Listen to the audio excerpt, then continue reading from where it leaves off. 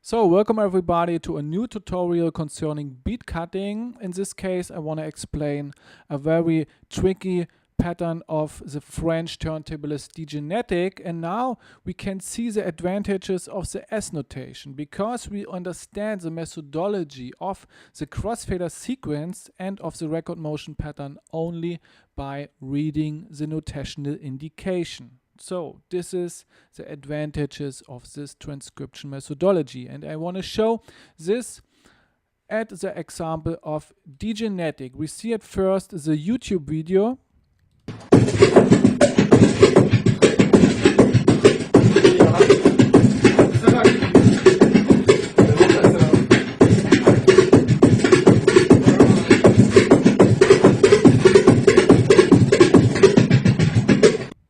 Okay, at the first sight, some of you say, oh my god, what does he do? He plays basically a simple pattern, but very fast. This is the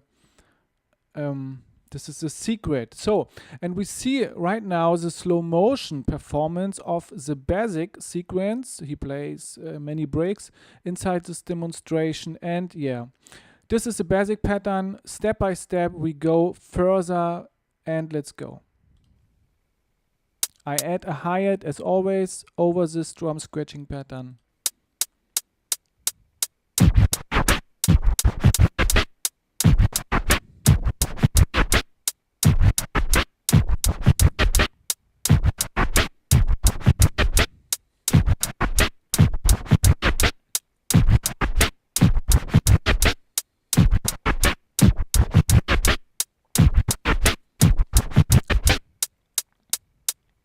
So it sounds basically a little bit boring, but when you play it twice as fast, like in the now following video,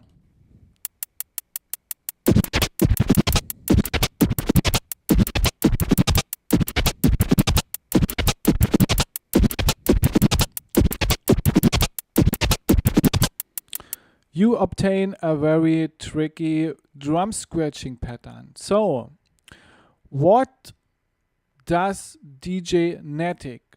At first, the first advice, he works with a snare kick drum combination.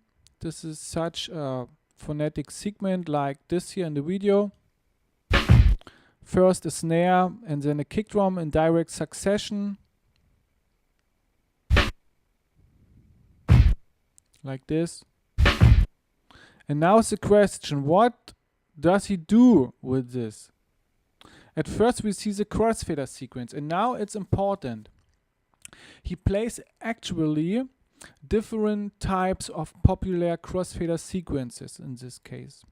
For example, the 2-click flare performance and the 1-click flare performance, but he starts basically at every sequence with a closed fader. That means when we look now in the video, his first movement on a crossfader is that he open, and then he go further with the 2-click flare performance. That means closing, transformer click, and then opening. And then to go to the start point, he close. So, and that makes 5 crossfader sequences as one group. Memorize this. This is very important for this pattern. Why I want to show right now?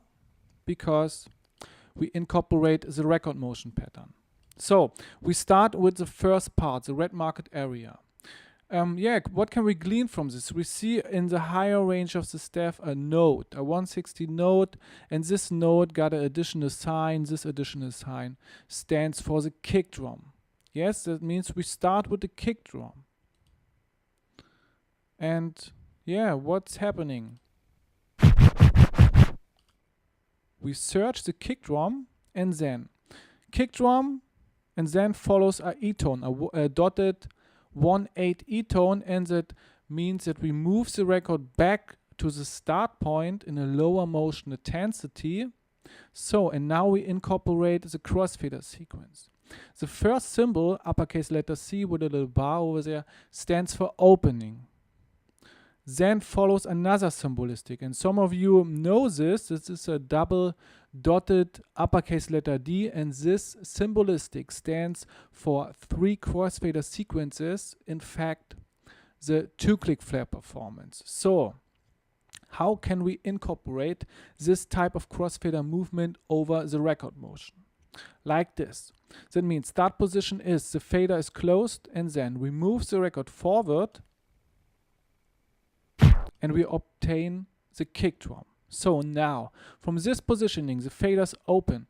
We move the record back, and at this backward motion, so at this E-tone, we incorporate the 2-click flare performance. That means at first we close, then we play a transformer click, and then we open.